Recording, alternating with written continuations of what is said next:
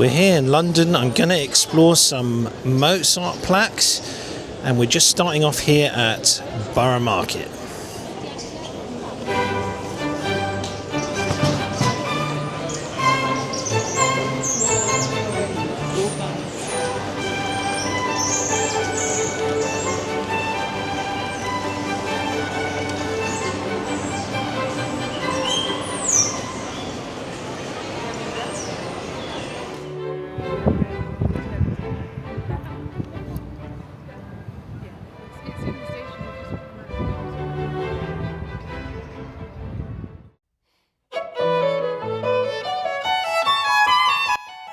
Wolfgang Amadeus Mozart spent some time in London as a child.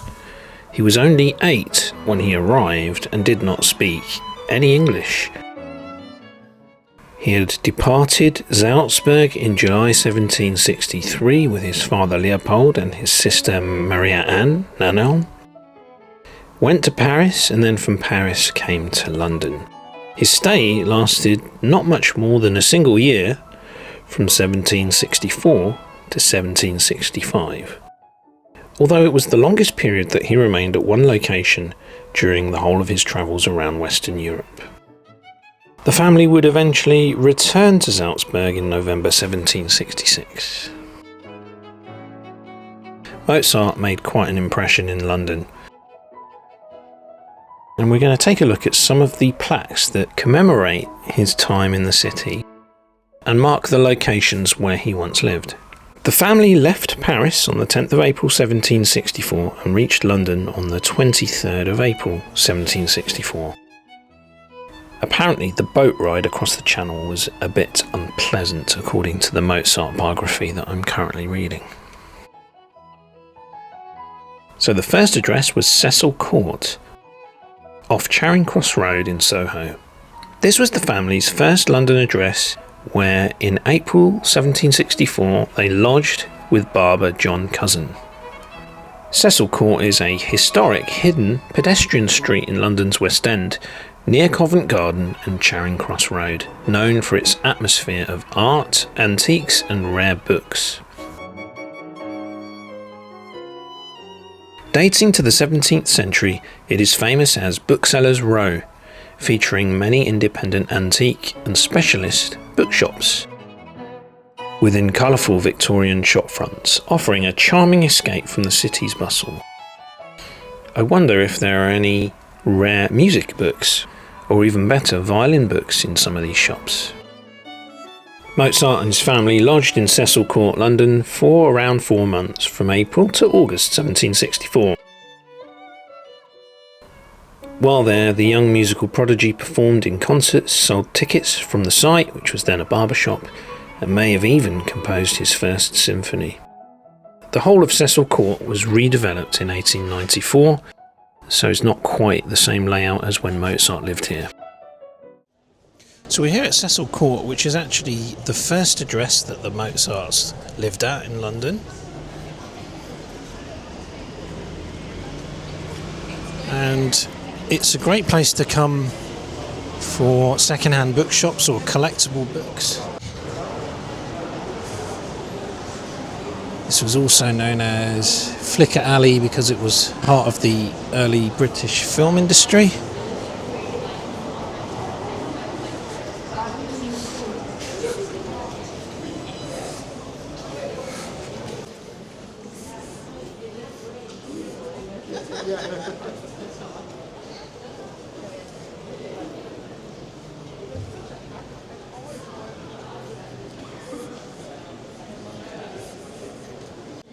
So here we are at 9 Cecil Court, which is the house where Mozart lodged with barber John Cuzzon when he first arrived in London when he would have been 8 years old, and is now an antique shop.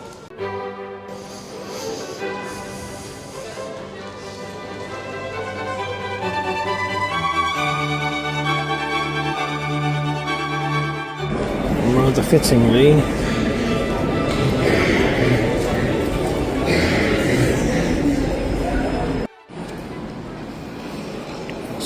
because in that Travis and Emery bookstore, music bookstore, I've managed to pick up a biography of Menuhin. So I recommend that bookstore if you're going to come down here, because it's just full of musical scores and biographies and whatnot.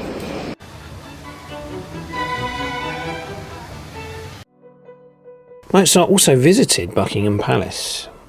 The performance of Mozart and his sister at Buckingham House was well received by King George III and Queen Charlotte, herself barely 20 and a newcomer from a small duchy in northern Germany. It's highly possible then that the children and Leopold conversed with Queen Charlotte in German. They were handed a purse of 24 guineas. Soon after, the Mozarts just chanced to be taking the air in St James's Park when George and Charlotte passed by in their carriage. The royal couple waved to them, apparently singling out Wolfgang.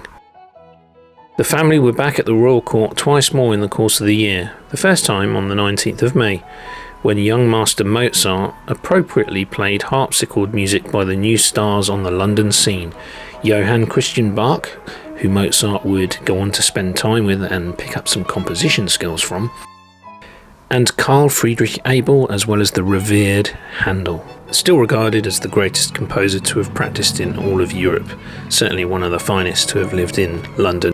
And you can watch my video on the Handel house, the Handel Hendrix house, which I'll leave a link to in the description.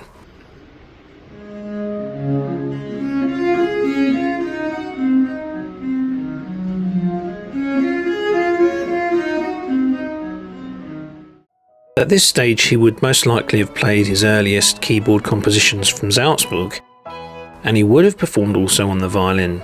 The Queen sang an aria to the accompaniment of Wolfgang, who further impressed the audience with his improvisations on some Handel arias, which happened to be lying there, as his father reported in his disingenuous way.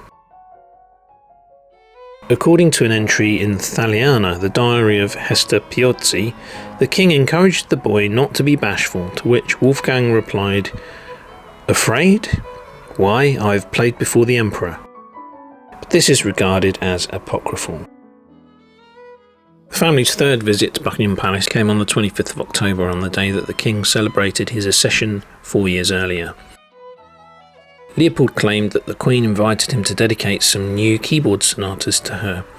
They had possibly been already written. When the set was published, now designated K10-15, Köchel 10-15, in March 1765, it contained a fulsome dedication in French, for which Leopold received a handsome fee of 50 guineas.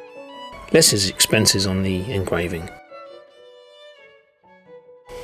By this date, the prodigy had already made his public debut at the Great Room in Spring Garden on the 5th of June, when his father obtained the services of prominent London musicians, headed by the violinist and composer François Hippolyte Barthélémy, who had only recently arrived but remained a key figure in the city's concert life as late as the 1790s, when he befriended Joseph Haydn.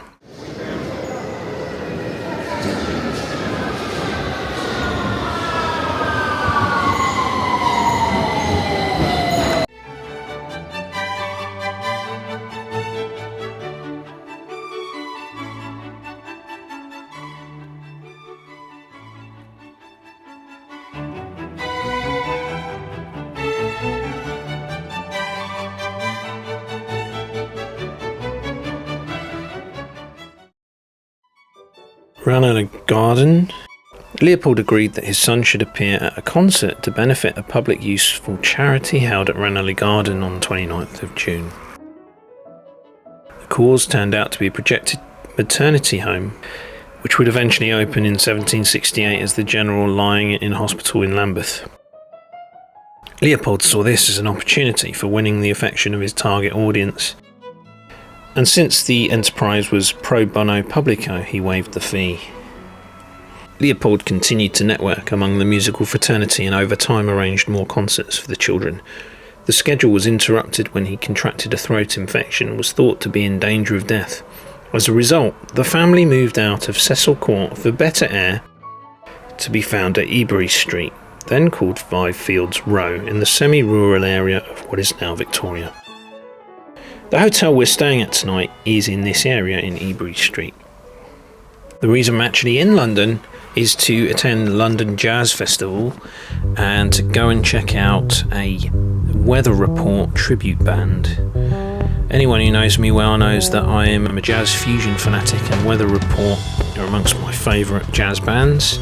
And Jaco Pastorius was one of my favourite bass players. He sadly came to a very violent, tragic end. So it would be really interested to check out this tribute band.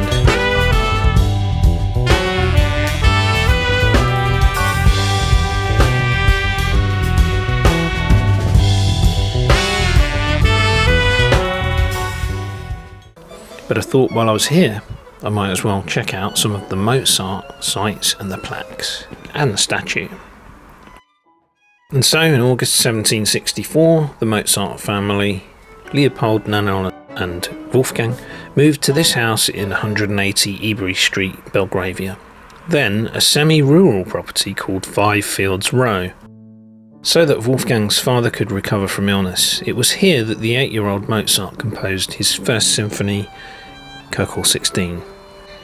There's a statue, and Mozart is depicted as he looked when he lived with his family at 180 Ebury Street and when he wrote his first symphony in 1764. So we're heading next to 180 Ebury Street, the semi-rural address at the time, in Mozart's time when he was here, where his dad was recovering from illness. And not far from here, just around the corner, should be the statue of the young Mozart at Orange Square. So we'll try and find that as well.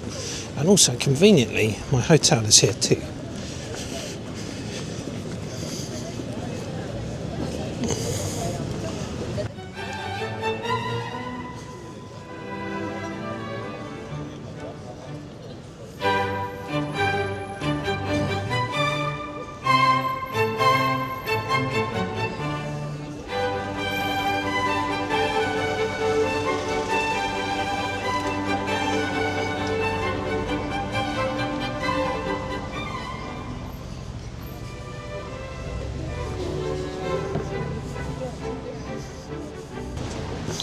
We've reached 116, so 180 should be coming up.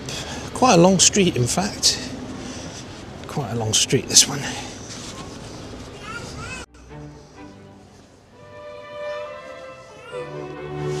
And here we are, 180 Ebury Street, where Mozart composed his first symphony.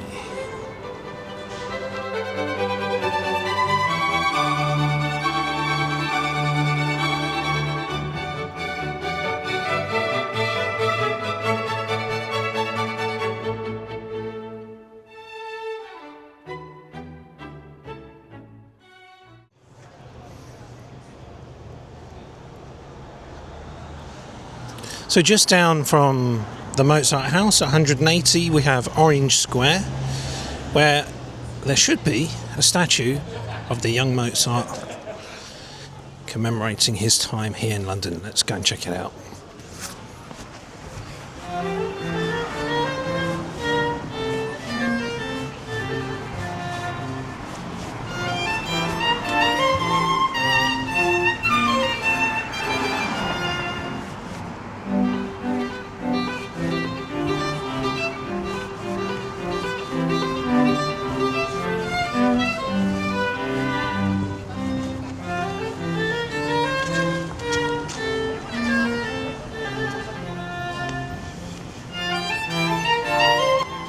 The nice thing about it is he's actually holding a violin, trained by his father to play violin.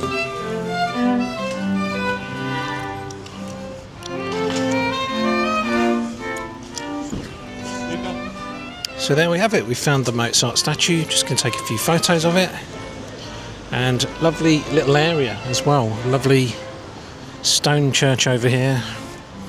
Great location to come and visit in London.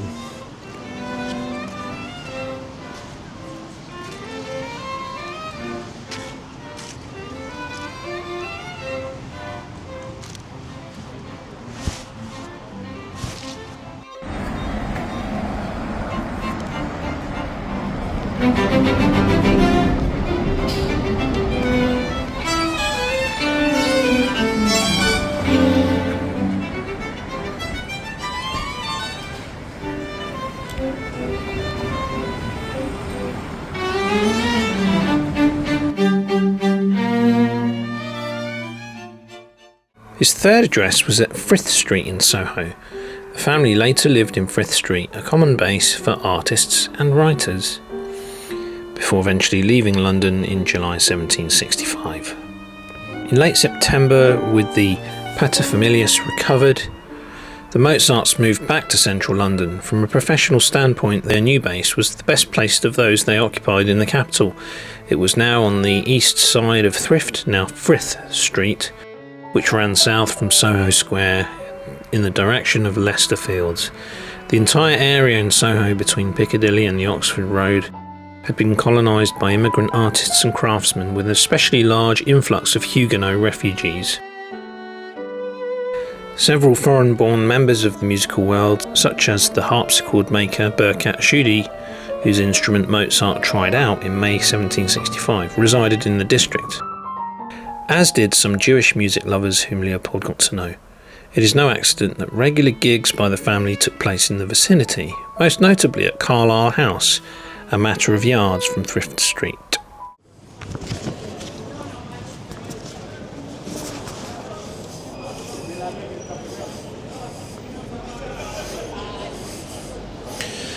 We're now at Frith Street, which was the third address that the Mozarts lived at, and can already see some blue plaques on the wall there.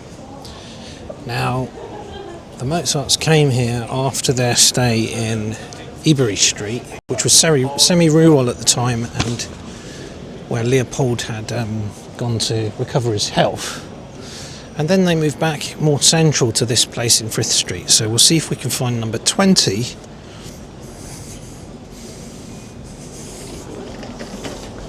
Because that's where the plaque is, number 20. And I think we've found it, which now looks like it's the Prince Edward Theatre. And up there is the blue plaque. In this house, on a site in 1764-5, Wolfgang Amadeus Mozart lived, played and composed. Royal Musical Association, 1991.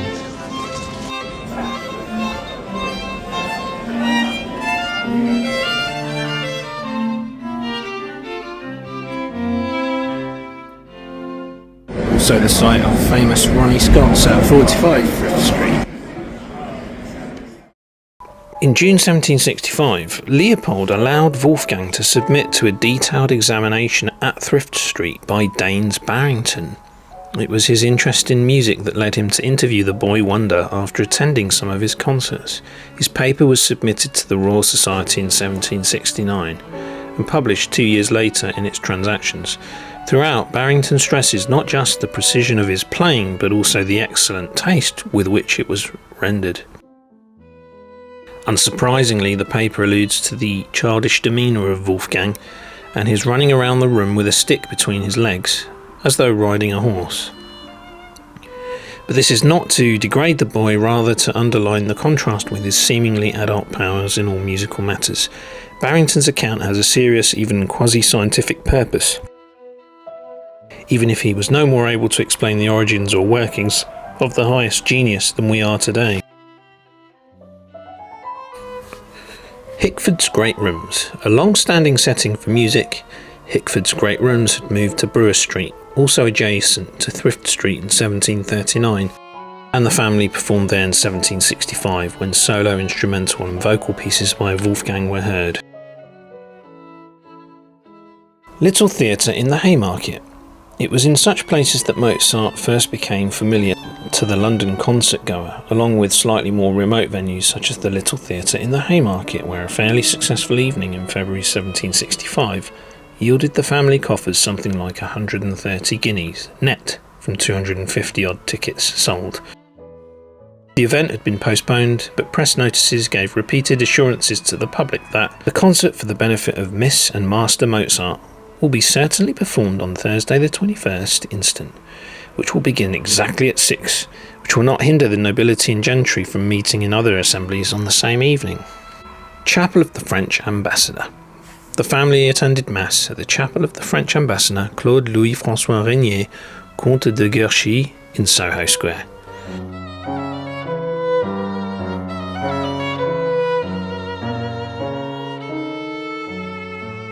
Other locations. The St James Park. This is what Mozart says. In London, I saw the park, St James's, and a young elephant and a donkey that had white and coffee brown stripes that were so clear that no one could paint them better. He also saw Chelsea, the Invalid House, Chelsea Hospital, Westminster Bridge, Westminster Church, the Tower, Richmond, where there is a very beautiful view, the Royal Garden Queue and Fulham Bridge, the Chelsea Waterworks and a canal, Westminster Hall, Marylebone, Kensington, where I saw the Royal Garden, the British Museum, where I saw the library, antiquities and all sorts of birds, fish, insects and fruits, a particular kind of bird called a basson, a rattlesnake, a veil made from the bark of a tree, and hair made from the bast fibre of the bark, Chinese shoes, a model of the Holy Sepulchre, all kinds of things that live in the sea, minerals, Indian balsam, terrestrial and celestial globes, and all kinds of other things. I saw Greenwich, the Invalid House, Naval Hospital, the Queen's Ship, the park, in which I saw a very beautiful view, London Bridge, St Paul's, Southwark, Monument, Foundling Hospital, Royal Exchange, Lincoln's Inn, Fields, Temple Bar, Somerset House. British Library. Officially, children were not allowed in any part of the British Library at the time, which had been opened in 1759, but the family gained entrance thanks to well-placed contacts such as Thomas Birch and the timely gift of a freshly drafted score by Wolfgang. So the documents donated to the British Library by Leopold were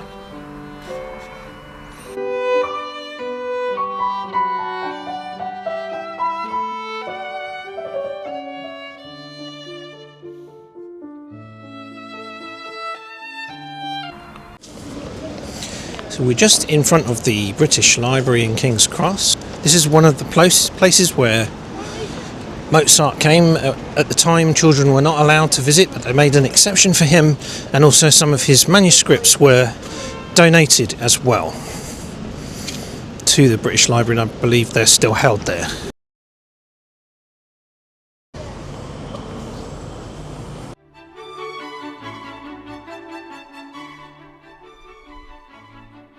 You have the beautiful Baroque building of St Pancras behind the British Library.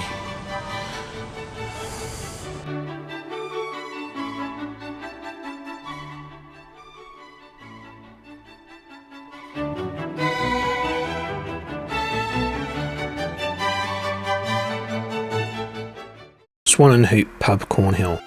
For a week in July 1765, both children were to be heard performing for just half a crown or 12p at a tavern named the Swan and Hoop near the western end of Cornhill in the heart of the city. This tavern's no longer there.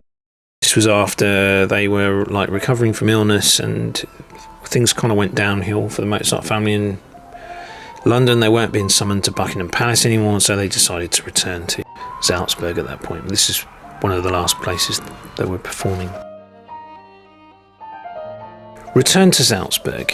The family left for Dover on the 24th of July and began their circuitous homeward journey, which passed through several countries before they finally got back to Salzburg on the 29th of November 1766. But the time in London had not been wasted. It served its central purposes of allowing the world to see Wolfgang, and allowing Wolfgang to see the world. It gave him the chance to write some of his earliest symphonic, vocal and keyboard music, all prentice work, but none of it less than remarkable for such a young boy. He also spent valuable time in London with J.C. Bach.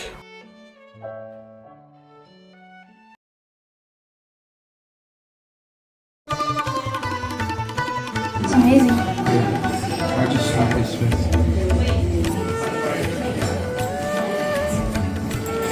So let me just explain what is what. Okay. So this is khandi, which is served in the form of a tart, and this is dokla with both the chutneys inside. That's aloo bonda with mango chutney, and that's the lamb pindi, the white bread that you see. That's the lamb pindi, and this is a samosa with paneer bhurji inside. And for the sweets, we have motichur laddu, which is served with shreekard and a chocolate cut. That's a gulab jamun cheesecake. That's a raspberry tart with son papdi or floss on top. That's carrot halwa with ricotta cream cheese, and that's cham cham with eggless coating and desiccated coconut on top. And we also have rasmalai and the scones. Now these scones are flavored with saffron and cardamom, and it's served with cardamom clotted cream and rose jelly. Yeah, please enjoy. Thank you.